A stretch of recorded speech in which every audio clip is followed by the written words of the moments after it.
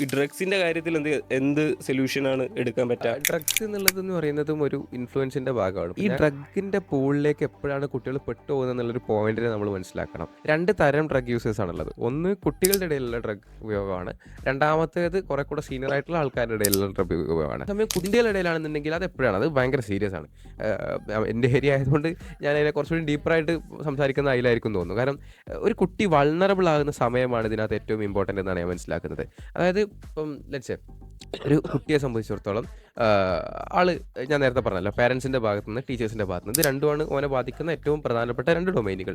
ഇവിടുന്ന് എവിടുന്നെങ്കിലും ഒക്കെ ഇപ്പം ഇവർക്കൊക്കെ പാരന്റിങ്ങിന്റെ ടീച്ചിന്റെ ഒക്കെ ഭാഗത്ത് വലിയ പാളിച്ചകൾ ഉണ്ടാവില്ല എല്ലാ സമയത്തും. കുട്ടികളെ കമ്പയർ ചെയ്യുന്നതായിട്ട് ഉണ്ടാവാറുണ്ട്. അവരുടെ അക്കാഡമിക്സിന്റെ പേരിൽ അവരുടെ പലപ്പോഴും ടീച്ചേഴ്സിന്റെ ഭാഗത്ത് നിന്ന് ഇപ്പം കഴിഞ്ഞ ദിവസം ഏതൊരു സ്കൂളിലെ കുട്ടി പറഞ്ഞു ഞങ്ങളെ ജാതിന്റെ പേരിൽ അധിക്ഷേപിക്കുന്നുണ്ടെന്ന് പറഞ്ഞ മെസ്സേജ്. അപ്പോൾ ഇങ്ങനെ കേരളത്തിന്റെ പല ഭാഗത്തുള്ള കുട്ടിക്കും പല പ്രശ്നങ്ങളുമായിരിക്കും. ഇത് ഈ കുട്ടികളെ വൾണറബിൾ ആക്കുന്ന ഒരു മൊമെന്റ് ഇട്ട് അത് പല കാരണങ്ങൾ കൊണ്ട് ഇപ്പം ഈ കുട്ടി വീക്കായി നിൽക്കുന്ന സമയത്ത് ആ കുട്ടീനെ ഒരു പൂളിലേക്ക് പെടുത്താൻ ഭയങ്കര എളുപ്പമാണ്.